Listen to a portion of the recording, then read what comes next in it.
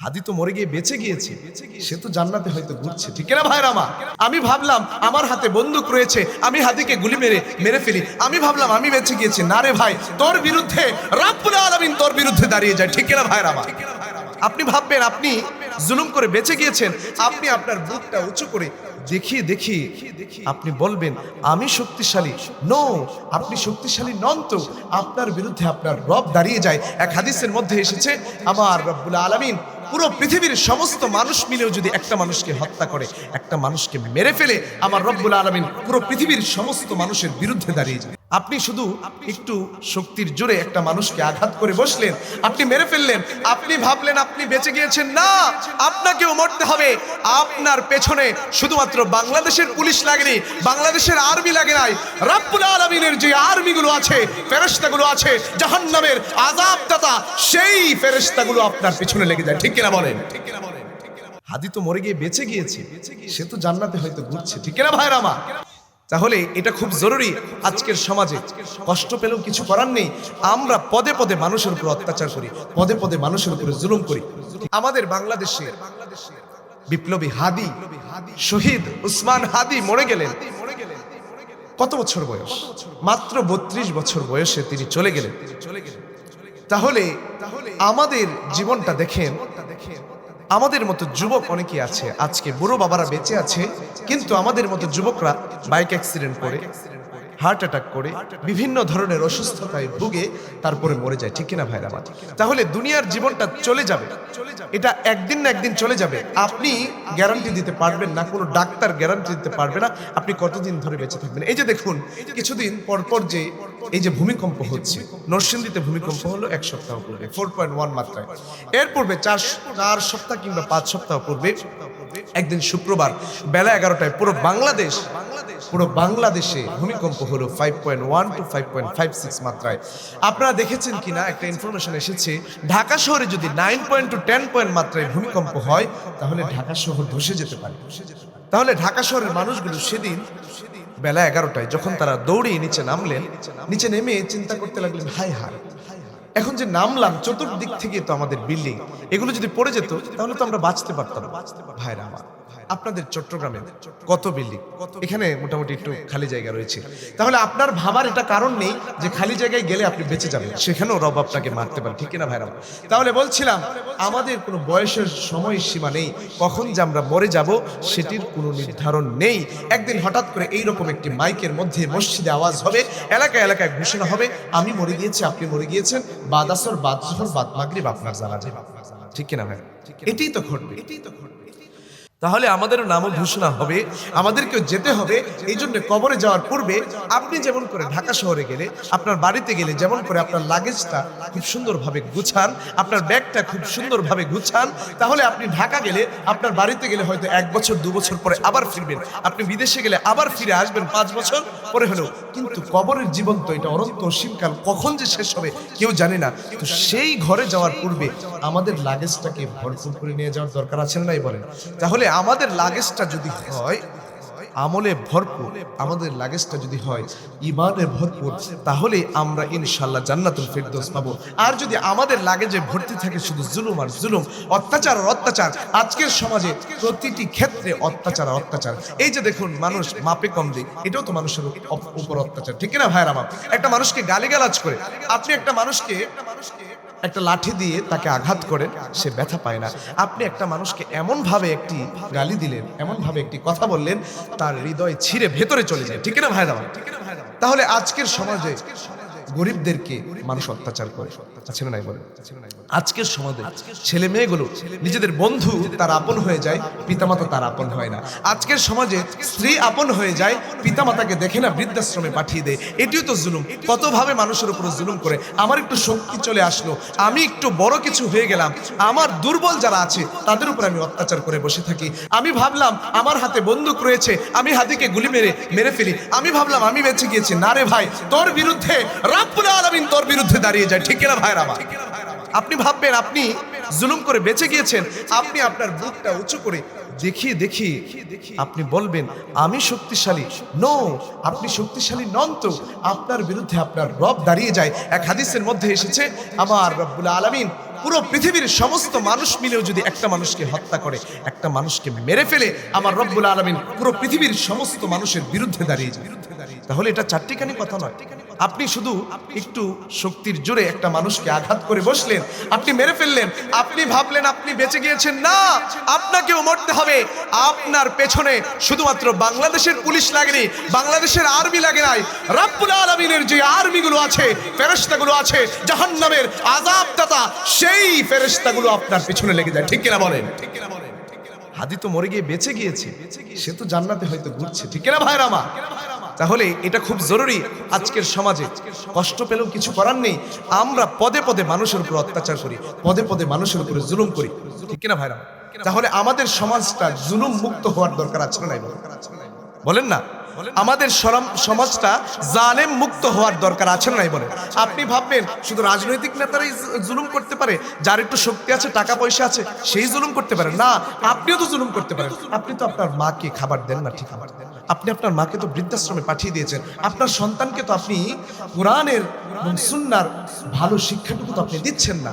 আপনার সন্তান তো কাল কিয়ামতের ময়দানে আপনার বিরুদ্ধে দাঁড়িয়ে যাবে। কোরআনের আয়াত থেকে আমরা জানতে পারি। ঠিক কিনা ভাইরা আমার? এগুলো তো অত্যাচার, এগুলো তো জুলুম। ভাইরা আমার, বলছিলাম চাইতে হবে আমার রবের কাছে। রব ছাড়া পৃথিবীর আর কোনো মানুষের কাছে চাওয়া যাবে? কারণ ভাইরা আমার, আমার প্যার নবী সাল্লাল্লাহু আলাইহি ওয়াসাল্লামের প্রিয় চাচা আবু তালেব যখন মৃত্যু শয্যায় বিছানায় কাতরাচ্ছেন, আমার নবী গিয়ে বলতে লাগলেন, আপনাকে আমি শেষ বেলায় একটি আবদার করতে চাই, আপনি শুধু একবার কালিমা শরীফটা পড়েন, কাল কিয়ামতের ময়দানে কেমন করে আপনার জান্নাতে নিয়ে যেতে হয় আমি নবী সেটা দেখে নেব। কিন্তু আবু জেহেল বলে, না না, এতদিন আপনি যেই ধর্মের উপরে ছিলেন, যেই তন্ত্র মন্ত্রের উপরে ছিলেন, মতের উপরে ছিলেন, সেই ধর্ম থেকে আজকে যদি আপনি সেখান থেকে যদি আপনার ভাতিজার কথা শুনে আপনি যদি ইসলাম ধর্ম গ্রহণ করেন, তাহলে সমাজে আপনার প্রেস্টিজ থাকবে না, সমাজে মানুষগুলো আপনাকে গালাগাল করতে থাকবে। আচ্ছা বলুন তো, সেই কতকাল আগে তিনি প্রেস্টিজের ভয়ে মানুষ গালাগাল করবে সেটির ভয়ে ইসলাম ধর্ম গ্রহণ করেন নাই, তাহলে আজকে সেই মানুষগুলো আছে, তাকে বলার মতো আর কেউ আছে? তাহলে কি লাভ হলো? তাহলে আমাদের সমাজেও আমরা অনেকেই চিন্তা করি একটু দাড়ি টুপি রাখবো, একটু জুব্বা পরবো, একটু দিনের কাজ করব, একটু মাহফিলে আসবো, একটু হুজুরদের সঙ্গে উঠা বসা করবো, একটু আলেমদেরকে মহব্বত করব, একটু নবীরে মহব্বত করব, মানুষ কি বলবে? আরে মানুষ যা বলার বলুক, আমার রব যেদিকে খুশি হবে আমি সেদিকেই চলতে থাকবো। ঠিক কিনা ভাইরা আমার? তাহলে রব যেখানে খুশি আমি সেদিকে, রব যেদিকে ও খুশি যেই কাজে আমি সেই কাজে যাব না। ঠিক কিনা ভাইরা? আমার ভাইরা, আমার নবী সাল্লাল্লাহু আলাইহি ওয়াসাল্লাম জোরাজুরি করতে লাগলেন, চাচা গো আপনি শুধু একবার বলেন না, আপনি যদি না বলেন সারা জীবন আমার আফসোস থেকে যাবে। এবার আমার রব কোরআনুল কারীমের মধ্যে থেকে একটি আয়াত নাজিল করে জানিয়ে দেন আপনি আর জোরাজুরি করবেন না, কারণ আপনি হেদায়েতের মালিক নন। ইন্নাকা লা তাহদি মান আহবাবতা ওয়ালাকিন্নাল্লাহ ইয়াহদি মান ইয়াশা ওয়া হুয়া আ'লামু বিল মুহতাদিন। রব্বুল আলামিন বলেন, আপনি যারে মহব্বত করেন, আপনি যারে ভালোবাসেন, আপনি চাইলেও তারে হেদায়েত দিতে পারবেন না, আপনি চাইলেও তাকে ইসলাম ধর্মে ধর্মান্তরিত করতে পারবেন না অন্য ধর্ম থেকে। সুতরাং আপনি তাকে জোরাজুরি করবেন না। আমি রব যদি চাই আমি মানুষকে হেদায়েত দিতে পারি, আর যদি পুরো পৃথিবীর সমস্ত মানুষ মিলেও চেষ্টা করে কোনো মানুষকে হেদায়েত দিতে, কিন্তু সেটা পারবে না, কারণ হেদায়েতের মালিক হলাম আমি একমাত্র রব, আমি ছাড়া তোমাকে আর কেউ হেদায়েত দিতে পারে না। ঠিক না ভাই আমার? তাহলে আমরা অনেক সময় বিপদে পড়ে গিয়ে মানুষের কাছে যাই, আমি ভাবি সেই ব্যক্তিটি যদি আমাকে টাকা না দেয়, সেই ব্যক্তিটি যদি আমার মাথায় হাত না রাখে, তাহলে বোধহয় আমার জীবনটা এখানে শেষ হয়ে যাবে। কিন্তু না না, সবকিছু থেকে যখন আমি যখন আমি ব্যর্থ হয়ে যখন আমি আমার রবের কাছে চাই, তখন আমার রব কিন্তু আমাকে সেই মুসিবত থেকে, সেই বিপদ থেকে, আমাকে সেই স্ট্রাগল থেকে, সেই ডিপ্রেশন থেকে, সমস্ত ধরনের যত সমস্যাগুলি রয়েছে সবকিছু থেকে কিন্তু আমার রব আমাকে উদ্ধার করে। ঠিক কিনা ভাইরা আমার? এই জন্য এই জিনিসটা আগে বুঝতে হবে, আগে বুঝতে হবে যে না, আমার রবই দিতে পারে, আর পৃথিবীর কোনো মানুষ দিতে পারে না। এই জন্য ভাইরা আমার, প্রতি 5 ওয়াক্ত নামাজের মধ্যে, প্রতি নামাজের মধ্যে আমরা বলি ইহদিনাস সিরাতাল মুস্তাকিম। বলি কি বলি না? আমরা বলি ও আল্লাহ, guide us to the straight path. আল্লাহ, আপনি আমাদেরকে সরল পথের পথিক বানান। চিৎকার করে পড়েন আমিন। একদিন প্যারা নবী সাল্লাল্লাহু আলাইহি ওয়াসাল্লাম হাদিসে পাকের মধ্যে এসেছে, আমার নবী সাল্লাল্লাহু আলাইহি ওয়াসাল্লাম খেজুর গাছের একটি ডাল নিয়ে মরুভূমি সোজাসুজি ভাবে দাগ দিয়ে বললেন, হাদা সিরাতুল মুস্তাকিম। আবার ডান দিকে দাগ দিলেন, বাঁ দিকে দাগ দিলেন, দুদিকে দাগ দিয়ে বললেন, হ্যাঁ দিকে সুবুলুশ শাইতান। সোজা যে দাগটুকু দিলাম সেটি হচ্ছে সিরাতুল মুস্তাকিমের পথ। এই পথে গেলে হেদায়েত পাবে, এই পথে গেলে জান্নাতে যাবে। আর ডানে বাঁয়ে যে দাগগুলো কাটলাম সেগুলো হচ্ছে শয়তানের পথ, শয়তানের পথে তোমরা যাবে না। তাহলে আমরাও শয়তানের পথে যেতে চাই না, আমরা যেতে চাই হেদায়েতের পথে, আমরা যেতে চাই সিরাতুল মুস্তাকিমের পথে, আমরা যেতে চাই যেই পথ আমাকে নিয়ে যায় জান্নাতে। ঠিক কিনা ভাইরা আমার?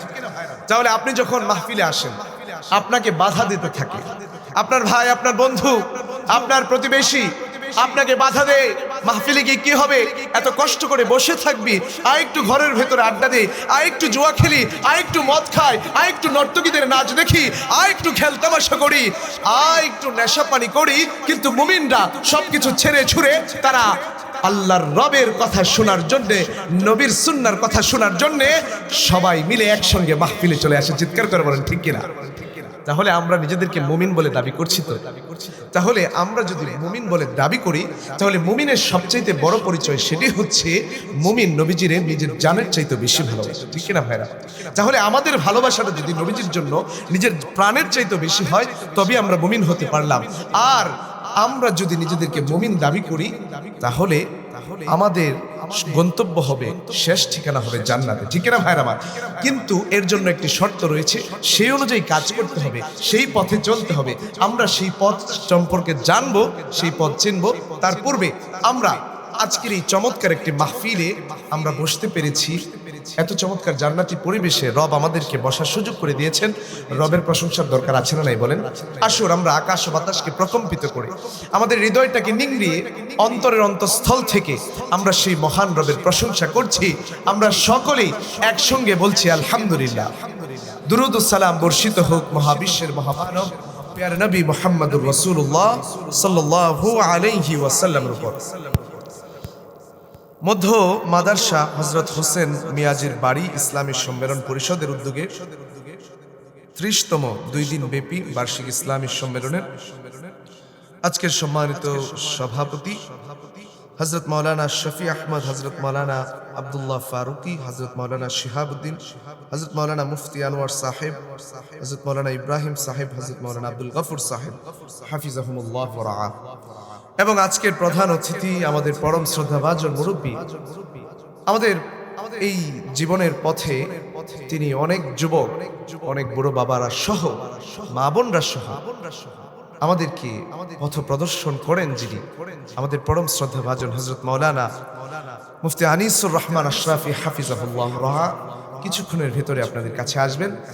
আল্লাহ পাক যেন আজকের এই মাহফিলটাকে আমাদের নাজাদের ওসিলা বানান। চিৎকার করে পড়েন আমিন। আমরা যারা আজকে এখানে জীবিত রয়েছি, যারা এই এলাকায়, অনেক কবর আছে না এই এলাকায়, অনেকের পিতা নেই, মাতা নেই, আমরা জানি না কোন দুঃখিনী মায়ের কবরে যেন, কোন দুঃখী পিতার কবরে যেন আগুন জ্বলছে, আযাব হচ্ছে, আমরা জানি না। এই জন্য আমরা যারা জীবিত আছি, যারা মরে গিয়েছি, অন্ধকার কবরে শায়িত আছি, আল্লাহ যেন এই মাহফিলকে কেন্দ্র করে তাদেরকে মাফ করে দেন। পড়েন আমিন। তাহলে এই মাহফিলগুলোতে এসে আমরা খুশি না বেজার বলেন? খুশি। কিন্তু আসলে কি খুশি কিনা, আসলে এখানে এসে কি আমাদের জন্য লাভ হলো কিনা, সেটা আপনাদেরকে আমি বুখারী শরীফের একটা হাদিস থেকে দলিল প্রদান করে আপনাদেরকে ইনশাআল্লাহ খুশি করে দেব ইনশাআল্লাহ। ভাইরা আমার, বলছিলাম মাহফিলে এসে লাভ হলো না ক্ষতি হলো। আমার প্রিয় নবী সাল্লাল্লাহু আলাইহি ওয়াসাল্লামের হাদিস, বুখারী শরীফের হাদিস থেকে আমরা জানতে পারি আজকের এই মাহফিলে এসে আমরা ভুল করলাম না ঠিক করলাম? আমার নবীর হাদিস থেকে জানতে পারি আমার রব্বুল আলামিন সেই হাদিসের শেষাংশে আমার রব্বুল আলামিন ফেরেশতাদেরকে উদ্দেশ্য করে তাদেরকে সাক্ষী রেখে বলতে থাকে, আজকে যারা আমার উপরে জিকির করলো, যারা আমার প্রশংসা করলো, যারা জান্নাত চাইলো আর যারা জাহান্নাম থেকে পানা চাইলো, আমি রব্বুল আলামিন তোমাদেরকে সাক্ষী রেখে বলছি, কাল কিয়ামতের ময়দানে আমি এদের সবগুলোরে মাফ করে দিলাম। সুবহানাল্লাহ, আল্লাহু আকবার। এবার খুশি, খুব খুশি নাকি? ফাউশহিদুকুম আন্নী ক্বাদ গফারতু লাহুম। আমার রব বলেন, তোরা সাক্ষী থাক, দেখে রাখ এদেরকে, কাল কিয়ামতের ময়দানে এদের সবগুলোরে এক একটা করে আমি মাফ করে দিয়ে জান্নাতে নিয়ে যাব। সুবহানাল্লাহ পড়ে। তাহলে আজকের আশাটা আমাদের জন্য সার্থক হলো। ইনশাআল্লাহ এখান থেকে আমরা জীবন চলার পথেও নিয়ে যাব ইনশাআল্লাহ। আমি যদি আপনাদেরকে প্রশ্ন করি, বলেন তো আমাদের জীবনের লক্ষ্য কি? আমরা ছোটবেলায় রচনা পড়েছি, আমরা ইংরেজিতে পড়েছি এইম ইন লাইফ, আমাদের জীবনের লক্ষ্য। তাহলে আমি যদি বলি আমাদের only goal of our life, আমাদের একমাত্র লক্ষ্য কোথায় যাওয়া? ঢাকায় যাওয়া, কবরে যাওয়া, হাসরেও না, সব শেষ হয়ে যাবে। কিন্তু যেটি আমার জন্য চিরস্থায়ী থাকবে সেই জান্নাত হচ্ছে আমার লক্ষ্য, আমার গন্তব্য হচ্ছে সেটি। তাহলে সেটি যেতে হলে, সেখানে যেতে হলে আমাকে যা যা করবার দরকার সব আমাকে করতে হবে না ভাইরা আমার? আর সেটি করার জন্য আমরা রাজি তো ইনশাআল্লাহ? ভাইরা আমার, বলছিলাম জান্নাতে যেতে চাই, কারণ জান্নাতে যারা গেল তারাই হচ্ছে সফল কাম। এই কথাটি রব্বুল আলামিন কুরআনুল কারীমের মধ্যে জানিয়ে দেন, লা ইয়াস্তাউই আসহাবুন নারি ওয়া আসহাবুল জান্নাহ, আসহাবুল জান্নাতি হুমুল ফাইজুন।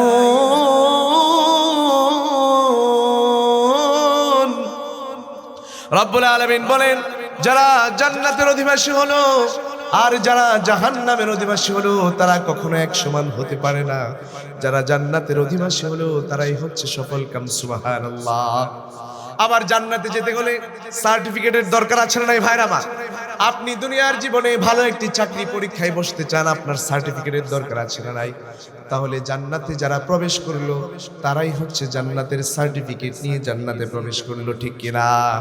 ফামান যুহজিহা আনিন নারি ওয়া উদখিলাল জান্নাতা ফাকাদ ফাজ ওয়া মাল হায়াতুদ দুনিয়া ইল্লা মাতাউল গুরুর।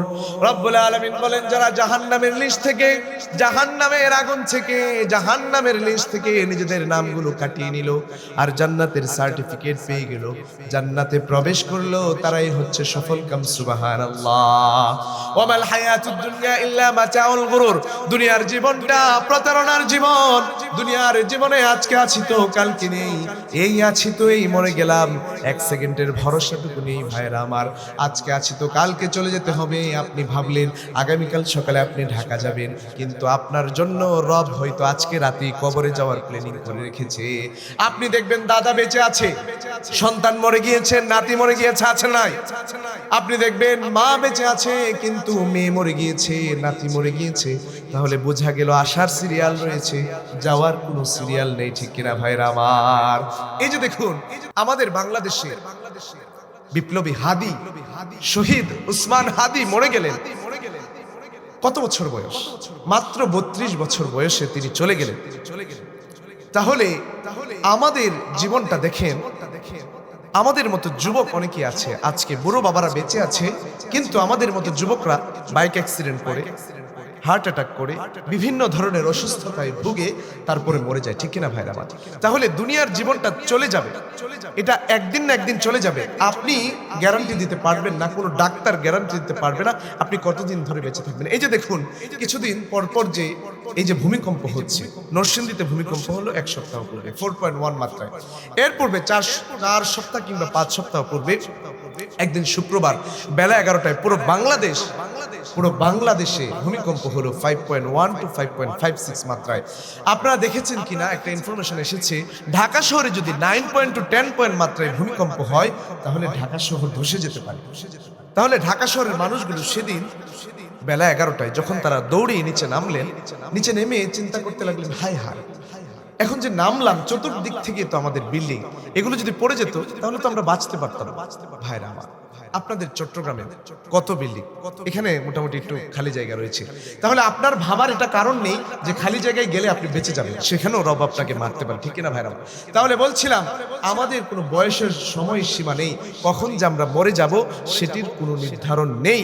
একদিন হঠাৎ করে এইরকম একটি মাইকের মধ্যে মসজিদে আওয়াজ হবে, এলাকায় এলাকায় ঘোষণা হবে, আমি মরে গিয়েছি, আপনি মরে গিয়েছেন, বাদ আসর, বাদ জোহর, বাদ মাগরিব আপনার জানাজা, ঠিক কিনা ভাই? এটাই তো ঘটবে। তাহলে আমাদেরও নামও ঘোষণা হবে, আমাদেরকেও যেতে হবে। এই জন্য কবরে যাওয়ার পূর্বে আপনি যেমন করে ঢাকা শহরে গেলে, আপনার বাড়িতে গেলে যেমন করে আপনার লাগেজটা খুব সুন্দরভাবে গুছান, আপনার ব্যাগটা খুব সুন্দরভাবে গুছান, তাহলে আপনি ঢাকা গেলে, আপনার বাড়িতে গেলে হয়তো 1 বছর 2 বছর পরে আবার ফিরবেন, আপনি বিদেশে গেলে আবার ফিরে আসবেন 5 বছর পরে হলেও। কিন্তু কবরের জীবন তো এটা অনন্ত অসীমকাল, কখন যে শেষ হবে কেউ জানে না। তো সেই ঘরে যাওয়ার পূর্বে আমাদের লাগেজটাকে ভরপুর করে নিয়ে যাওয়ার দরকার আছে না, নাই বলেন? তাহলে আমাদের লাগেজটা যদি হয় আমলে ভরপুর, আমাদের লাগেজটা যদি হয় ঈমানে ভরপুর, তাহলে আমরা ইনশাআল্লাহ জান্নাতুল ফিরদৌস পাবো। আর যদি আমাদের লাগেজে ভর্তি থাকে শুধু জুলুম আর জুলুম, অত্যাচার আর অত্যাচার, আজকের সমাজে প্রতিটি ক্ষেত্রে অত্যাচার আর অত্যাচার। এই যে দেখুন, মানুষ মাপে কম দেয়, এটাও তো মানুষের উপর অত্যাচার, ঠিক না ভাইরা আমার? একটা মানুষকে গালিগালাজ করে, আপনি একটা মানুষকে একটা লাঠি দিয়ে তাকে আঘাত করেন, সে ব্যথা পায় না। আপনি একটা মানুষকে এমন ভাবে একটি গালি দিলেন, এমন ভাবে একটি কথা বললেন, তার হৃদয় ছিঁড়ে ভেতরে চলে যায়, ঠিক না ভাইরা? তাহলে আজকের সমাজে গরিবদেরকে মানুষ অত্যাচার করে, আছে না নাই বলেন? আজকের সমাজে ছেলে মেয়েগুলো নিজেদের বন্ধু তার আপন হয়ে যায়, পিতামাতা তার আপন হয় না। আজকের সমাজে স্ত্রী আপন হয়ে যায়, পিতামাতাকে দেখে না, বৃদ্ধাশ্রমে পাঠিয়ে দেয়। এটিও তো জুলুম। কতভাবে মানুষের উপর জুলুম করে। আমার একটু শক্তি চলে আসলো, আমি একটু বড় কিছু হয়ে গেলাম, আমার দুর্বল যারা আছে তাদের উপর আমি অত্যাচার করে বসে থাকি। আমি ভাবলাম আমার হাতে বন্দুক রয়েছে, আমি হাদিকে গুলি মেরে ফেলি, আমি ভাবলাম আমি বেঁচে গিয়েছি। না রে ভাই, তোর বিরুদ্ধে রব্বুল আলামিন তোর বিরুদ্ধে দাঁড়িয়ে যায়, ঠিক না ভাইরা আমার? আপনি ভাববেন আপনি জুলুম করে বেঁচে গিয়েছেন, আপনি আপনার বুকটা উঁচু করে দেখিয়ে আপনি বলবেন আমি শক্তিশালী। নো, আপনি শক্তিশালী নন তো, আপনার বিরুদ্ধে আপনার রব দাঁড়িয়ে যায়। এক হাদিসের মধ্যে এসেছে, আমার রব্বুল আলামিন পুরো পৃথিবীর সমস্ত মানুষ মিলেও যদি একটা মানুষকে হত্যা করে, একটা মানুষকে মেরে ফেলে, আমার রব্বুল আলামিন পুরো পৃথিবীর সমস্ত মানুষের বিরুদ্ধে দাঁড়িয়ে যায়। তাহলে এটা চারটিখানি কথা নয়। আপনি শুধু একটু শক্তির জোরে একটা মানুষকে আঘাত করে বসলেন, আপনি মেরে ফেললেন, আপনি ভাবলেন আপনি বেঁচে গিয়েছেন। না, আপনাকেও মরতে হবে। আপনার পেছনে শুধুমাত্র বাংলাদেশের পুলিশ লাগেনি, বাংলাদেশের আর্মি লাগে নাই, রব্বুল আলামিনের যে আর্মিগুলো আছে, ফেরেশতাগুলো আছে, জাহান্নামের আযাবদাতা, সেই ফেরেশতাগুলো আপনার পিছনে লেগে যায়, ঠিক কিনা বলেন? হাদি তো মরে গিয়ে বেঁচে গিয়েছে, সে তো জান্নাতে হয়তো ঘুরছে, ঠিক কিনা ভাইরা আমার? তাহলে এটা খুব জরুরি। আজকের সমাজে কষ্ট পেলেও কিছু করার নেই, আমরা পদে পদে মানুষের উপর অত্যাচার করি, পদে পদে মানুষের উপরে জুলুম করি, ঠিক কিনা ভাইরা? তাহলে আমাদের সমাজটা জুলুম মুক্ত হওয়ার দরকার আছে না নাই? বলেন না, আমাদের সমাজটা জালেম মুক্ত হওয়ার দরকার আছে না নাই বলেন? আপনি ভাববেন শুধু রাজনৈতিক নেতারাই জুলুম করতে পারে, যার একটু শক্তি আছে, টাকা পয়সা আছে, সেই জুলুম করতে পারে না? আপনিও তো জুলুম করতে পারেন। আপনি তো আপনার মাকে খাবার দেন না, ঠিক খাবার দেন, আপনি আপনার মাকে তো বৃদ্ধাশ্রমে পাঠিয়ে দিয়েছেন, আপনার সন্তানকে তো আপনি কোরআনের এবং সুন্নাহর ভালো শিক্ষাটুকু তো আপনি দিচ্ছেন না। আপনার সন্তান তো কাল কিয়ামতের ময়দানে আপনার বিরুদ্ধে দাঁড়িয়ে যাবে। কোরআনের আয়াত থেকে আমরা জানতে পারি, ঠিক না ভাইরা আমার? এগুলো তো অত্যাচার, এগুলো তো জুলুম। ভাইরা আমার, কুরআনুল কারীমের মধ্যে 130 জায়গার মধ্যে জুলুমের কথা এসেছে, আর 70টি জায়গার মধ্যে জালেমের শাস্তির কথা এসেছে। সুতরাং আমরা যেহেতু কবরে যেতে চাই, আমরা জালেম হিসেবে মরতে চাই না, ঠিক কিনা? আজকের সমাজে ছেলে মেয়েগুলো তাদের কি যে হয়ে গেল, পিতা মাতা এত কষ্ট করে মাথার ঘাম পায়ে ফেলে এত সুন্দর করে তোমাকে বড় করলেন, তোমার মা রাত্রিবেলায় ঘুমাতেন না, শীতের রাত্রিতে তোমার শরীর থেকে কম্বল কাঁথাটি সরে গেল কিনা, তুমি কি আঙুল চুষছো কিনা, তোমার কি একটু দুধের প্রয়োজন হলো কিনা, তোমার কি একটু গরমের দিনে হাত পাখা দিয়ে একটু পাখা দিয়ে তোমাকে একটু বাতাসের প্রয়োজন হলো কিনা, কারেন্টটা চলে গেল কিনা, তুমি কি একটু পড়ে গেলে কিনা, সেটি তোমাকে দেখার জন্য তোমার মা ঘুমায় না, তোমার পিতা ঘুমায় না। তোমার পিতা মাতা মাথার ঘাম পায়ে ফেলে সারা জীবন কষ্ট করে তোমাকে বড় করলেন, আর তুমি আজকে বড় হয়ে মোবাইল ফোন চালিয়ে টিকটক, ইনস্টাগ্রাম, ফেসবুকে আরেক ছেলে আরেক মেয়ের সঙ্গে তুমি বেরিয়ে যাও, ঘুরে বেড়াও কক্সবাজার, ঠিক কিনা ভাইরা? তোমার মা তো রাত্রিবেলায় খেতে পারে না, আর তুমি সেখানে গিয়ে ভালো ভালো খাচ্ছ, তুমি আনন্দ উল্লাস ফুর্তি করছো। ভাইরা আমার, যুবক ভাইদের কাছে আমি আবদার করে যাই, পিতা মাতার চাইতে আপন এই পৃথিবীতে আর কেউ হতে পারে না। এটা এখন বুঝবেন না, যখন আপনি নিজে পিতা হবেন তখন বুঝতে পারবেন পিতা মাতার মতো আপন কেউ হতে পারে না। যখন বিপদে পড়বেন তখন আপনি সেটি বুঝতে পারবেন। এই জন্য আমাদের যাদের পিতামাতা বেঁচে আছে, পিতামাতার উপরে জুলুম করব না। আপনি পিতাকে কষ্ট দিলেন, এটা জুলুম, তো ঠিক কিনা ভাইরা? এই জন্য ভাইরা আমার, সমাজ থেকে, আজকের সমাজে ছেলে মেয়েগুলো নেশা পানি করতে থাকে, এগুলো আজকে নরমালাইজড হয়ে গিয়েছে। আজকের সমাজে মানুষগুলো জেনা বেবিচারে লিপ্ত হয়ে গিয়েছে, ঠিক কিনা ভাইরা আমার? আজকে ছেলে মেয়েগুলো অবাধে মেলামেশা করতে থাকে। এই সব থেকে আমাদের সমাজটাকে উদ্ধার করার দরকার আছে না নাই? কারণ ভাইরা আমার, আপনি যদি জুলুম নিয়ে কাল কিয়ামতের ময়দানে যান, আপনার জন্য রব্বুল আলামিন বড় আযাবের ব্যবস্থা করে রেখে দিয়েছে। রব্বুল আলামিন কুরআনুল কারীমের মধ্যে জানিয়ে দেয়, ওয়া তারাজ যালিমিনা লাম্মা রাআউল আযাবা ইয়াকুলুনা হাল ইলা মারাদ্দিন মিন সাবিল ওয়া তারাহুম ইউরাদুনা আলাইহা খাশিঈনা মিনাজ যুল্লি ইয়ানজুরুনা মিন তারফিন খাফি। নবীরে বলে, নবী গো, আপনি কাল কিয়ামতের ময়দানে দেখবেন, লাম্মা রাউল আযাব, জালিমদেরকে যখন আযাব দেওয়া হবে, জালিমগুলো যখন আযাব তারা যখন প্রত্যক্ষ করবে, চোখে দেখতে পাবে, তখন ইয়াকুলুনা হাল ইলা মারাদ্দিন মিন সাবিল, সেদিন আর কোনো পথ খুঁজে পাবে না। আজকের জীবনে তো সে দিল্লিতে পালিয়ে যায়, আজকের জীবনে তো সে ভারতে পালিয়ে যায়, হাদিকে মেরে, হাদিকে শহীদ করে সে ভারতে পালিয়ে যায়। সেই দিন কোথাও সে পালাতে পারবে না, ঠিক না বলে? সেই দিনে জাহান্নামের ফেরেশতাগুলো আপনার ঝুঁটি ধরে ধরে টানে হিচড়ে হিচড়ে আপনাকে জাহান্নামের নিম্ন স্তরে নিয়ে যাওয়া হবে। সেই দিন আপনি বাঁচতে পারবেন না। আপনার পিতা, আপনার মাতা, আপনার 14 গোষ্ঠী, পুরো পৃথিবীর সমস্ত মানুষ মিলেও আপনাকে সেদিন বাঁচাতে পারবে না, ঠিক না বলেন?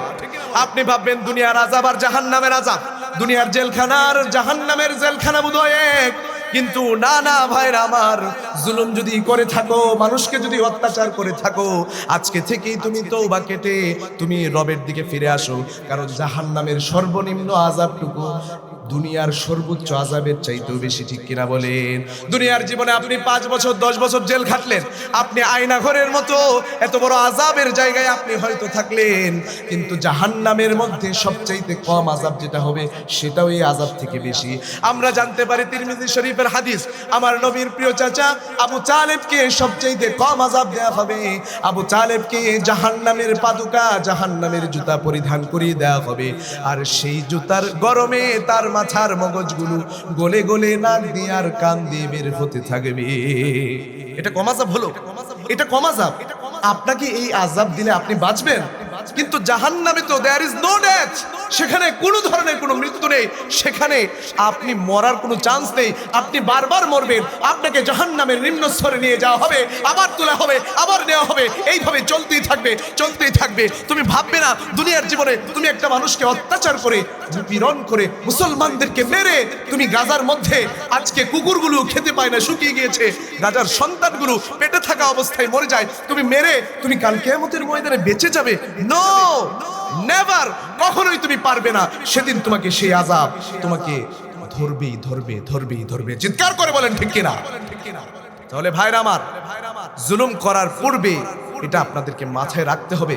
কাল কিয়ামতের ময়দানে আজকে হয়তো আপনি জুলুম করে করে, আজকে হয়তো আপনার বুকটা ফুলে ফুলে আপনি হয়তো রাস্তা দিয়ে হেঁটে যান, মানুষ বলে ওরে বাপ রে বাপ, কি বড় শক্তিশালী, কি বড় ক্ষমতার মালিক। কিন্তু কাল কিয়ামতের ময়দানে এই যে যাদেরকে জুলুম করলেন, যাদেরকে অত্যাচার করলেন, যারা মাজলুম হলো, কাল কিয়ামতের ময়দানে রব্বুল আলামিন লাইভ টেলিকাস্ট করে একদিকে জান্নাতি আরেকদিকে জাহান্নামী, জান্নাতীরা জাহান্নামীদেরকে দেখতে থাকবে, মাজলুমগুলো জালেমদেরকে দেখতে থাকবে, পচা পচা জিনিস তারা খেতে থাকবে, আযাবের মধ্যে থাকতে থাকবে।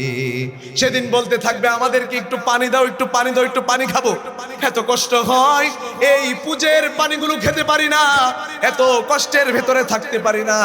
হায় হায়, দুনিয়ার জীবনে যদি একটু ভালো হয়ে থাকতাম, দুনিয়ার জীবনে হুজুর বলেছিলেন জুলুম করা যাবে না, মানুষকে অন্যায়ভাবে হত্যা করা যাবে না, যদি সেদিন না করতাম তাহলে আর তো আজকে জান্নাতে থাকতে পারতাম।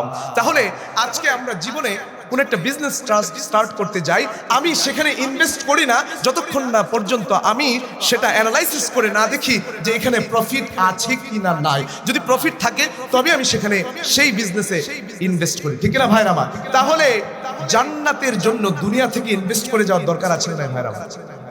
এই জন্য দুনিয়ার জীবনে আপনি জুলুম করতে পারবেন না, আপনি জালেম হতে পারবেন না, কারণ ইন্নাল্লাহা লা ইয়াহদিল কওমাজ জালিমিন, অত্যাচারী কওম জাতিদেরকে আমার রব্বুল আলামিন হেদায়েত দেয় না।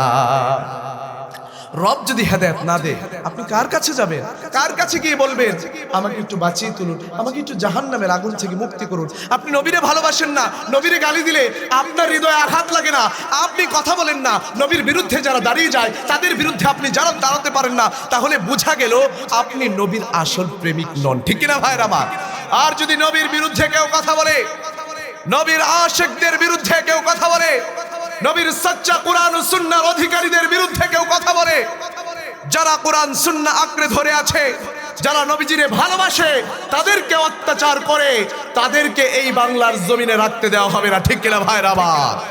কারণ আমরা তো রাসূলের প্রেমে মুগ্ধ থাকে সর্বদা, সেই রাসূলের জন্য জীবনটা দিতে যারা প্রস্তুত থাকে তাদের বিরুদ্ধে আজকের সমাজ দাঁড়িয়ে যায়, ঠিক কিনা ভাইরা আমার? আজকের সমাজে কোরআনের বিরুদ্ধে কথা বলা হয়, আজকের সমাজে নবীর বিরুদ্ধে কথা বলা হয়, আজকের সমাজে রবের বিরুদ্ধে কথা বলা হয়, আজকের সমাজে যারা ইসলামের জন্য কথা বলে, যারা ইসলামের ঝান্ডা নিয়ে পতাকা নিয়ে রাস্তায় চলতে চায় তাদের বিরুদ্ধে কথা বলা হয়। ভাইরা আমার, আমার কোরআনকে অবমাননা করলো নর্থ সাউথ ইউনিভার্সিটিতে, আবার এই ইউনিভার্সিটিতেই একজন কোরআনের রেফারেন্স দিয়ে পড়াচ্ছিলেন বিধায় তাকে ইউনিভার্সিটি থেকে বের করে দেওয়া হলো, কিন্তু ওই ছেলেটিকে অপূর্ব পাল নামে তাকে জামাই আদর করে বাড়িতে পাঠানো হলো। ও আচ্ছা, তারা বলছে কোরআন সে অবমাননা করেছে, সে নাকি পাগল, তার মাথায় তার নেই। কোথায়? আমরা তো জেনুইন পাগল দেখি, কখনো তো কোনোদিন দেখলাম না কোরআনকে অবমাননা করতে। তাহলে এটা হচ্ছে তাদের একটা বাঁচার উপায়, ঠিক না ভাইরা আমার? তাহলে সত্যিকারের যদি আপনি মুসলমান হয়ে থাকেন, সত্যিকারের যদি আপনি কোরআন প্রেমী হয়ে থাকেন, রাসূলের প্রেমিক হয়ে থাকেন, রবকে যদি ভালোবেসে থাকেন, তাহলে এই সব নাস্তিক মুরতাদ, এই সব অবমাননাকারীদের বিরুদ্ধে প্রয়োজনে আপনাকে নিজের জানটা বিলিয়ে দিয়ে হলেও নবীজির ইজ্জত রক্ষা করতে কে কে প্রস্তুত আছেন? হাত তুলে দেখান। ভাইরা আমার, হাত নামান, আল্লাহ পাক আপনাদেরকে কবুল আর মঞ্জুর করে। ভাইরা আমার, এই জমিন এখানে আল্লাহর দ্বীন কায়েম হবেই, আল্লাহর নবীর সুন্নত কায়েম হবে। আপনি যদি সঙ্গে থাকেন আপনি বিজয়ী হবেন, আপনি যদি সঙ্গে না থাকেন আপনি পরাজিত হবেন, কিন্তু আল্লাহর দ্বীন আল্লাহর জমিনে কায়েম হবেই হবে। নর্থ সাউথ ইউনিভার্সিটিতে এই মাসের 8 এবং 9 তারিখে সিরা কনফারেন্স হয়েছে, সুবহানাল্লাহ বলে। যে ইউনিভার্সিটিতে অবাধে মেলামেশা করে ছেলে মেয়েগুলো, যে ইউনিভার্সিটিতে কোরআনের কথা বলায় শিক্ষককে বহিষ্কৃত করা হলো, সেই ইউনিভার্সিটিতে বাইতুল মুকাররমের খতিব আল্লামা আব্দুল মালিক সাহেব, ওই ইউনিভার্সিটিতে শেখ আহমদুল্লাহ, ওই ইউনিভার্সিটিতে শেখ মিজানুর রহমান আল আজহারি হাফিজাহুমুল্লাহ, তারা সেখানে গেস্ট হয়ে সেখানে সিরাতের কথা বলেছে, সুবহানাল্লাহ বলেন। আপনাকে প্রয়োজন পড়েছে? পড়েনি তো। আল্লাহর দু একজন বান্দাকে দিয়ে আল্লাহ আল্লাহর জমিনে আল্লাহর দ্বীন কায়েম করবেন। তুমি সঙ্গে থাকলে বিজয়ী হবে, তুমি যদি সঙ্গে না থাকো তাহলে তুমি পরাজিত হবে। তাহলে বুঝলাম দুনিয়ার জীবনে আমরা যে কোনো পর্যায়ে জুলুম শুধুমাত্র একটা মানুষকে মেরে ফেলছে এই জুলুম না, আরো অনেক ধরনের জুলুম আছে। সমস্ত ধরনের জুলুম থেকে আমাদেরকে বেঁচে থাকতে হবে, ঠিক কিনা ভাইরা আমার? আপনি দেখবেন কিছুদিন পরে 31st নাইট আসতেছে। 31st নাইটের রাতে 31শে ডিসেম্বরের রাতে মানুষগুলো টাকা পয়সা উড়াতে থাকে, আতশবাজি ফানুস উড়াতে থাকে, সেইগুলো দিয়ে মানুষের দুনিয়াবি আখিরাতে কোনো লাভ হয় না, ঠিক কিনা? আমার রব্বুল আলামিন কোরআনুল কারীমের একটা আয়াতের মধ্যে বলেছেন, ওয়াল্লাযীনা হুম আনিল লাগবি মুরিদুন।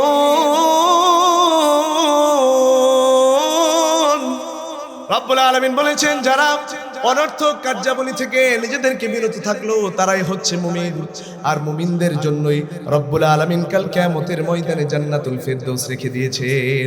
তাহলে বুঝলাম মুমিন ব্যক্তি অনর্থক কাজ করতে পারে না, কারণ আর এক আয়াতের মধ্যে রব্বুল আলামিন জানিয়ে দেন, আফাহাসিবতুম আন্নামা খালাকনাকুম আবাসান وأنكم إلينا لا ترجعون।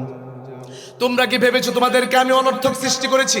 তোমরা দুনিয়ার জীবনে 31 রাত্রিতে তোমরা তোমার দুনিয়ার জীবনে টাকা পয়সাগুলো উড়িয়ে তোমরা ফানুস উড়াবে, আতশবাজি উড়াবে, টাকা পয়সাগুলো এখানে সেখানে অবাধে তোমরা খরচ করতে থাকবে।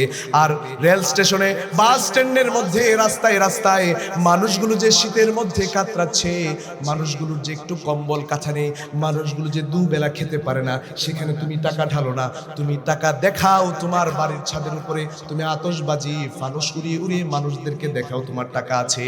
ঠিক কি না? রব্বুল আলামিন বলেছেন, তুমি কি ভেবেছো আমার কাছে ফিরে আসবে না? কথাগুলো আপনাদের কাছে কষ্ট লাগলেও কিছু করার নেই, যেটি সত্য সেটি আমি বলবো। ঠিক না ভাইরা আমার? খরচ করে না এরকম অনর্থক টাকা খরচ করে 31st নাইটে। আমি আপনাদেরকে 3টা পত্রিকার নিউজের কথা বলি, দেখুন কেন এগুলো আমাদের উপরে জুলুম। জুলুমের কথা বলছিলাম না, এটাও আমাদের উপরে জুলুম। রাত্রিবেলায় ঘুমানো যায় না আতশবাজির আওয়াজে। ঠিক না ভাইরা আমার? আপনি দেখবেন, এটা সম্ভবত কালের কণ্ঠ কিংবা অন্য একটা পত্রিকা এসেছিল, আপনি গুগলে সার্চ করবেন উমায়ের 31st নাইট, দেখবেন আপনার কাছে একটা নিউজ আসবে। উমায়ের নামক এক ছেলে 31st নাইটে কিছু বছর পূর্বে, তখন রাত্রিবেলায় আতশবাজির এত বেশি আওয়াজ হলো, সেই আওয়াজে ছোট বাচ্চাটার বারবার বুকের মধ্যে ধরপাকড় করতে লাগলো, সে বারবার কেঁপে উঠতে লাগলো। পরদিন সকালবেলা পত্রিকায় এসেছে সেই উমায়ের ছেলেটি মৃত্যুবরণ করলো। বলেন তো, আপনার কারণে, আপনি জানেনও না, আপনার আওয়াজের কারণে, আপনার জুলুমের কারণে আরেকটা বাচ্চা মৃত্যুবরণ করলো, এটার জবাব আপনাকে দিতে হবে না?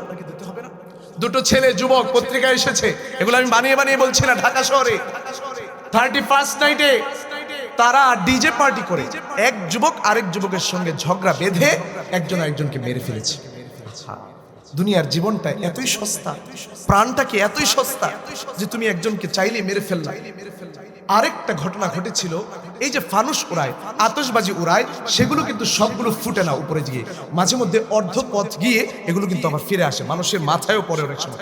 তো এই আগুন এক বাচ্চা, ঢাকা শহরে এক বাচ্চার গায়ে লেগে সেই বাচ্চা দগ্ধ হয়ে মৃত্যুবরণ হয়েছে। তাহলে বলেন তো, আজকে থেকে আমরা আর অনর্থক কাজ করব? আজকে কত তারিখ? আজকে হচ্ছে 25 তারিখ, এই তো আর 5 দিন পরে, 6 দিন পরে। তাহলে সেই দিন আমরা, আমাদের হাতে যেন কোনো মানুষ অত্যাচারিত না হয়। ঠিক না ভাইরা আমার? আপনি ভাবেন আমার বাসায় ছাদে করছি, কার কি, কার বাপের কি? না না ভাই, আপনার এটার জন্য তো অন্যের কষ্ট হচ্ছে, এটাও তো একটা জুলুম। ঠিক না ভাইরা আমার? ভাইরা আমার, আপনি ভাববেন আমি কি করলাম না করলাম, কার কি দেখার আছে, আমার মতো করে আমি করে যাব। কিন্তু আপনার কারণে যদি একটা প্রাণ চলে যায়, আপনার কারণে যদি একটা মৃত্যু ঘটে, তাহলে কেমন যেন আপনি পুরো পৃথিবীর সমস্ত মানুষকে মেরে ফেললেন। এটা আমি বানিয়ে বলছি না, রব্বুল আলামিন কুরআনুল কারীমের মধ্যে একটা আয়াতের মধ্যে জানিয়ে দেন, মিন আজলি যালিকা কাতাবনা আলা বানি ইসরাঈলা আন্নাহু মান কাতালা নাফসান বিগাইরি নাফসিন আও ফাসাদিন ফিল আরদি ফাকান্নামা কাতালান নাস জামিআ ওয়া মান আহইয়াহা ফাকান্নামা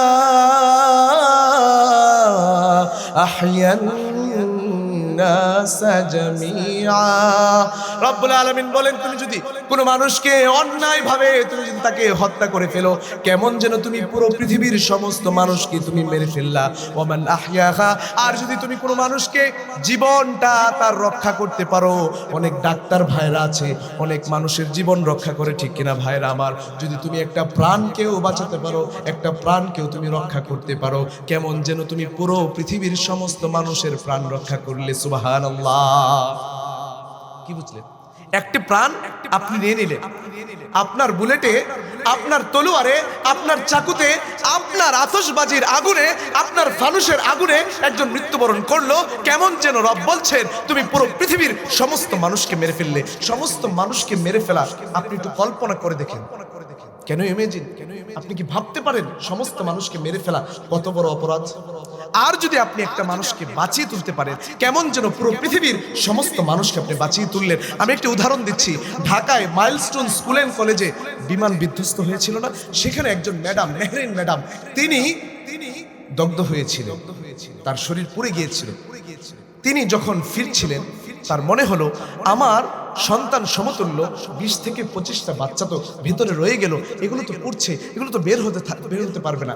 তিনি চিন্তা করলেন তাহলে আমি একটু তাদেরকে বের করে নিয়ে আসি। আপনি বার্ন হসপিটালে যান, দেখেন মানুষের শরীরগুলো পুড়ে কি হয়েছে, কিভাবে চিৎকার চেঁচামেচি করছে, কিভাবে কান্না করছে। সেই অবস্থা নিয়ে মেহরিন ম্যাডাম ভেতরে গেলেন। ভেতরে যাওয়ার পরে তিনি 20 থেকে 25 জন বাচ্চাকে তিনি বাঁচিয়ে তুললেন। আমি শুধু অবাক হলাম, তিনি তো কোনো আলেম হাফিজের ঘরে জন্ম হন নাই।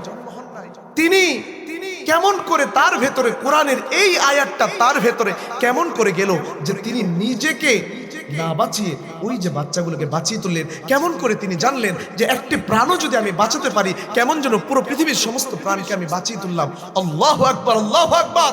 আমাদের চরিত্রটাও, আমাদের ব্যবহারটাও, আমাদের নিজেদেরকেও এইরকম এই মেহরিন ম্যাডামের মতো হওয়ার দরকার আছে না? তাহলে আপনি ভাববেন না যে আপনি একটা মানুষকে মেরে ফেললেন, অত্যাচার করে ফেললেন, আর আপনি বেঁচে গেলেন, সেটি ভাববেন না। আপনার বিরুদ্ধে আপনার রব দাঁড়িয়ে যাবে। ঠিক না ভাইরা আমার? এক হাদিসের মধ্যে এসেছে, সিবাবুল মুসলিমি ফুসুকুন ওয়া কিতালুহু কুফরুন। মুসলমানকে গালি দেওয়া এটা হচ্ছে গুনাহের কাজ, ফাসিকি। আর মুসলমানকে হত্যা করা অন্যায়ভাবে, এর মানে হচ্ছে আপনি কুফরি করলেন, আপনি কাফের হয়ে গেলেন। নাউজুবিল্লাহ। তাহলে বলেন, আজকের এই সমাজ, আপনাদের এই মধ্য মাদ্রাসা, এই এলাকাটা জুলুম মুক্ত থাকুক, আপনারা চান কি চান না? চান কি চান না ভাইরা আমার? ইনশাআল্লাহ আমাদের এলাকা থেকে সমস্ত ধরনের অন্যায় অবিচারকে আমরা দূর করে ছাড়বো। বলেন ইনশাআল্লাহ। কারণ ভাইরা আমার, আমরা জান্নাতে যেতে চাই। আমাদের দুনিয়ার জীবনে একটু একটা মানুষকে কষ্ট দিয়ে, আঘাত দিয়ে আমি আমাদের জান্নাতটাকে আমি বিলিয়ে দেব না, নষ্ট করতে চাই না। ঠিক কিনা ভাইরা আমার? চান আপনারা? তাহলে এই কথা বলার উদ্দেশ্য এটি, আমাদের অনর্থক টাকা পয়সার কারণে, অনর্থক কাজের কারণে, অনর্থক কার্যক্রমের কারণে একটা মানুষ যেন আঘাত না পায়, একটা মানুষের জন্য মৃত্যু না হয়। কারণ আরেক হাদিসের মধ্যে এসেছে, আমার নবী সাল্লাল্লাহু আলাইহি ওয়াসাল্লাম বলেছেন, একটা মানুষের জান কাবা শরীফের চাইতে বেশি দামি। সুবহানাল্লাহ বলেন না? কি চিন্তা করলেন? আপনি মেরে ফেললেন, হাদিকে মেরে ফেললেন, আপনি ভাবলেন আপনি বেঁচে গেলেন। না, সে বেঁচে গিয়েছে, আমরা মরে গিয়েছি। প্রতিদিন মানুষগুলো মৃত্যুবরণ করে করে দুনিয়া থেকে চলে গিয়ে আমাদেরকে চোখে আঙুল দিয়ে দেখিয়ে যায়, তোদেরকেও যেতে হবে তো। আপনি ভাববেন আজরাইলকে 5 কোটি টাকা দিবেন, 10 কোটি টাকা, বাবারে 1 ঘন্টা সময় দে, একটু সময়টা আমাকে দে, আমি একটু নামাজ পড়তে চাই, একটু রোজা রাখতে চাই, আমি একটু আমল করতে চাই। আপনাকে সময় দিবে কিনা বলেন? আপনাকে বলবে না না, আর তোর সময় নাই, চল এবার চলে যাই। ঠিক কিনা ভাইরা আমার? এই জন্য ভাইরা আমার, আমরা জান্নাতে যেতে চাই কি চাই না? কে কে জান্নাতে যেতে চাই? একটু হাত তুলে দেখায়। আল্লাহ আল্লাহ, তুমি আমার ভাইদেরকে বিনা হিসাবে জান্নাতে যাওয়ার তৌফিক দান করো। চিৎকার করে পড়েন আমিন। হাত নামার। জান্নাতের দুটো আমল বলবো। আজকের এই মজলিস থেকে আমরা কিছু শিক্ষা নিতে এসেছি। জান্নাতের দুটো আমল আমরা জীবনীতে করবো তো ইনশাআল্লাহ। দুটো আমল বলছি, ইনশাআল্লাহ আমরা করার চেষ্টা করব। প্রতি 5 ওয়াক্ত নামাজের পরে আয়াতুল কুরসি পড়েন আপনারা। আয়াতুল কুরসি যদি প্রতি 5 ওয়াক্ত নামাজের পরে আপনি পড়েন, নবীজি বলেন সেই ব্যক্তির মধ্যে আর জান্নাতের মধ্যে বাধা হয়ে থাকবে শুধু মরণ। সে মৃত্যুবরণ করবে আর জান্নাতে চলে যাবে। সুবহানাল্লাহ পড়েন। আরেকটা বলবো, যাদের হাতে স্মার্টফোন আছে, সার্চ করবেন সাইয়্যিদুল ইস্তিগফার। একটা ইস্তিগফারের কথা আমার নবী সাল্লাল্লাহু আলাইহি সাল্লাম বলেন কি? সাইয়্যিদুল ইস্তিগফার। আর যারা বড় বাবারা আমাদের মোবাইল নেই, ইনশাআল্লাহ আলেমদের কাছে জিজ্ঞেস করে নেব ইনশাআল্লাহ। সাইয়্যিদুল ইস্তিগফার কোনো মানুষ যদি ফজরের নামাজের পরে এবং মাগরিবের নামাজের পরে দৃঢ় বিশ্বাসের সঙ্গে, ঈমানের সঙ্গে যদি কেউ পড়তে পারে, নবীজি বলেন সেই দিন কিংবা সেই রাতে যদি সেই ব্যক্তি মৃত্যুবরণ করে, সে নিশ্চিত জান্নাতি হয়ে যাবে। সুবহানাল্লাহ বলেন না? আরেকটা আমল বলবো, করবেন তো এগুলো, নাকি এক কান দিয়ে শুনে আরেক কান দিয়ে বের করে দিবেন? করবো তো ইনশাআল্লাহ। তাহলে আমাদের গুনাহ হয়ে যায় একটু মানে, আমাদের প্রতিদিন গুনাহ হয়ে যায়, আমারও হয়, আপনারও হয়, সবারই হয়। আমরা কেউ গুনাহ থেকে বাঁচতে পারি না, আমাদের হয়েই যায়। জি, তাহলে আমাদের যে গুনাহ হয়ে যায়, গুনাহগুলোকে আমাদের প্রতি রাতে ঘুমোতে যাওয়ার পূর্বে এগুলোকে মাফ করার দরকার আছে না নাই? তাহলে ভাইরা আমার, আমরা যদি প্রতি রাতে ঘুমাতে যাওয়ার পূর্বে, হাদিসে পাক থেকে এসেছে, আমার নবী সাল্লাল্লাহু আলাইহি সাল্লাম বলেছেন, কোন ব্যক্তি যদি এই দোয়াটা পড়ে, লা ইলাহা ইল্লাল্লাহু ওয়াহদাহু লা শারীকা লাহু লাহুল মুলকু ওয়া লাহুল হামদু ওয়া হুয়া আলা কুল্লি শাইইন কাদির লা হাওলা ওয়া লা কুওয়াতা ইল্লা বিল্লাহ। সহজ না? এই দোয়াটি যদি কোনো ব্যক্তি পড়ে, আর তার যদি সাগরের ফেনা পরিমাণও গুনাহ থাকে রব্বুল আলামিন সব গুনাহ মাফ করে দিবেন সুবহানাল্লাহ বলে। তাহলে এই তিনটা আমল করব তো, দুইটা জান্নাতের, একটা আপনার গুনাহ মাফের জন্য আমরা আমল করব তো ইনশাআল্লাহ। আল্লাহ পাক আমাদের কবুল আর মঞ্জুর করে। তাহলে আমরা জান্নাতে যেতে চাই তো ইনশাআল্লাহ। আল্লাহ পাক আমাদেরকে বিনা হিসাবে জান্নাতে যাওয়ার তৌফিক দান করেন। চিৎকার করে বলেন আমিন। মালিক তুমি জান্নাতে, তোমার কাছে আমার একটি ঘর বানিয়ে দিও, একটি ঘর বানিয়ে দিও। সে বিভীষিকাময় মহাদিনে তোমার প্রতিবেশী করে নিও। মালিক তুমি জান্নাতে, তোমার কাছে আমার একটি ঘর বানিয়ে দিও, একটি ঘর বানিয়ে দিও। চিৎকার করবেন আমিন। ভাইরা আমার, হুজুর চলে আসছেন। আমি আপনাদেরকে জান্নাতের পথ চিনিয়ে দেব সংক্ষেপে, এবং আমার মা বোনদের জন্য জান্নাতে যাওয়ার একটা আমল বলে এরপর আমি শেষ করে ফেলবো। একটু এদিকে মনোযোগ দিন ভাইরা আমার। তাহলে বলছিলাম জান্নাতে যেতে চাই কি চাই না। এবার জান্নাতে যেতে হলে এক নম্বরে হলো আমাকে মুমিন হতে হবে। আমি যদি মুমিন হতে না পারি আমি জান্নাতে যেতে পারবো না। আর দুই নম্বরে হলো আমি যদি মুমিন হতে চাই, আমি যদি নিজেকে মুমিন হিসেবে দাবি করি, তবে আমাকে একটা আমল করতে হবে। আমার নবী হাদিসে পাকের মধ্যে বলেছেন, লা ইউমিনু আহাদুকুম হাত্তা আকুনা হাব্বা ইলাইহি মিন ওয়ালিদিহি ওয়া ওয়ালাদিহি ওয়ান নাসি আজমাইন।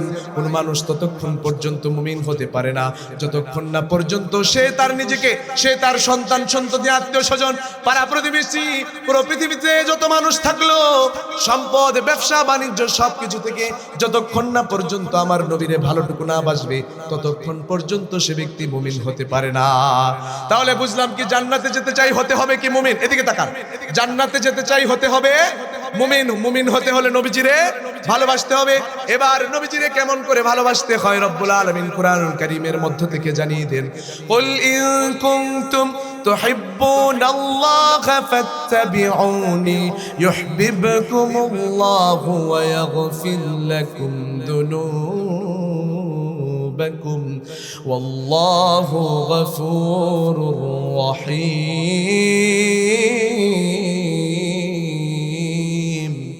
রব্বুল আলামিন বলেন, ও নবী আপনি জানিয়ে দিন, তোমরা যদি রবকে ভালোবাসো তাহলে তোমরা তোমার নবীর অনুসরণ করো। আর অনুসরণ কেমন করে করবা? শুধু জিলাপি আর বিরিয়ানি খেলে অনুসরণ হয় না। তোমার ব্যক্তিগত জীবন, তোমার পারিবারিক জীবন, তোমার সামাজিক জীবন, তোমার রাষ্ট্রীয় জীবনে তুমি যদি তোমার নবীরে তুমি যদি তোমার জীবনে ফিট করতে না পারো, পরিচালিত করতে না পারো, তাহলে তুমি নবীজির সাচ্চা আশিক হতে পারো না, ঠিক কিনা? তাহলে জান্নাতে যেতে চাই হতে হবে মুমিন। এবার মুমিন হতে হলে নবীজিরে ভালোবাসতে হবে। আর নবীজিরে ভালোবাসবো কেমন করে? অনুসরণের মাধ্যমে ভালোবাসবো। নবীজি যা বলে গিয়েছেন তা করব, যা করতে নিষেধ করেছেন তা করব না, ঠিক কিনা? এবার যদি অনুসরণ করতে পারেন, এবার রব্বুল আলামিন বলে আমি তোমারে ভালোবাসি। সুবহানাল্লাহ বলেন, আমি তোমারে ভালোবাসি আর তোমারে আমি মাফ করে দেব। আর কাল কিয়ামতের ময়দানে তোমারে আমি জান্নাতুল ফিরদাউস দিয়ে দেব। সুবহানাল্লাহ। তাহলে শুরুতেই বলছিলাম ঢাকা শহরে যেতে হলে কেমন করে, কোন পথ দিয়ে যেতে হয়। এবার কি ডানে যাব না বাঁয়ে যাব? গুগল ম্যাপে সার্চ করলে সে আমাকে দেখিয়ে দেয়। তাহলে আজকের এই মাহফিল থেকে আমরা জেনে যাব কেমন করে জান্নাতে যেতে হয়। পথটা আবারও আপনাদেরকে চিনিয়ে দিই। কি করতে হবে? জান্নাতে যেতে হলে 2 নম্বরে মুমিন হতে হয়। মুমিন হতে হলে নবীজিরে ভালোবাসতে হলে নবীজিকে ভালোবাসতে হবে। আর ভালোবাসা প্রকাশ পাবে আপনার অনুসরণের মাধ্যমে। আর অনুসরণের মাধ্যমে যদি আপনি ভালোবাসেন তবে রব আপনাকে মাফ করে দিবেন, রব আপনাকে ভালোবাসবেন, আর রব আপনারে জান্নাতুল ফিরদৌস দিয়ে দিবেন। সুবহানাল্লাহ বলেন। ভাইরা আমার, এক হাদিসের মধ্যে এসেছে নবীজিরে ভালোবাসলে কেমন করে জান্নাতে যাওয়া যায়, কেমন করে নবীজির সঙ্গে কিয়ামতে থাকা যায়। কেমন করে নবীজির শাফায়াত পাওয়া যায়, কেমন করে জান্নাতুল ফেরদৌস পাওয়া যায়। এক হাদিস থেকে আমরা জানতে পারি, একদিনে এক ব্যক্তি আমার নবীর কাছে এসে জিজ্ঞেস করতে লাগলেন, নবী গো কিয়ামত কবে হবে? নবী জিজ্ঞেস করতে লাগলেন, কিয়ামত কবে হবে সেটা তুমি জিজ্ঞেস করছো, কিন্তু কিয়ামত সম্পর্কে তোমার কি ধারণা? কিয়ামত বিষয়ে তুমি কি নিজেকে প্রস্তুত করেছো কিনা? এইবার সেই ব্যক্তি বলতে লাগলো, আমি জানি না আমি কি নিজে প্রস্তুত কিনা, তবে আমি এতটুকু জানি যে আমি আমার নিজের জীবনের চাইতেও বেশি আমার রব আর আমার নবীরে আমি আমার নিজের জীবনের চাইতেও বেশি ভালোবাসি। সুবহানাল্লাহ। এবার আমার নবীজি বললেন, ফাইন্নাকা মা'a মান আহবাবতা, তুমি যারে ভালোবাসো তার সঙ্গেই তোমার কিয়ামত হবে। সুবহানাল্লাহ। তাহলে বুঝলাম নবীজিরে যদি আমরা জীবনের চাইতেও বেশি ভালোবাসি তাহলে আমরা জান্নাতে যেতে পারবো, ঠিক কিনা ভাইরা আমার? নবীজির সাচ্চা আশিক যদি আপনি হতে পারেন, সাচ্চা প্রেমিক যদি হতে পারেন, নবী প্রেম যদি আপনার হৃদয়ের ভিতরে গেঁথে থাকে, কোনো কিছু যদি আপনাকে বাধা দিতে না পারে, বোঝা গেল আপনি নবীজিরে বেশি ভালোবাসেন আর আপনি জান্নাত যাবেন। সুবহানাল্লাহ। আরেক হাদিসের মধ্যে এসেছে, আলমার উমা মান আহাব্বা, যে যারে ভালোবাসে সে তার সঙ্গে কিয়ামতে থাকবে, জান্নাতে থাকবে। সুবহানাল্লাহ। আরেক হাদিসের মধ্যে এসেছে, নবীজি বলেন, তোমাদের জন্য আমি নবী ছাড়া দুনিয়ার আর কেউ তোমাদের জন্য আপন নয়। মা মিন মুমিনিন ইল্লা ওয়া আনা আউলান নাসি বিহি ফিদ দুনিয়া ওয়াল আখিরাহ, তোমাদের জন্য যারা মুমিন তোমরা হয়েছো দুনিয়া এবং আখিরাতের মধ্যে আমি নবী ছাড়া তোমাদের আর কেউ আপন নাই। সুবহানাল্লাহ। কেমন আপন, কেমন আপন?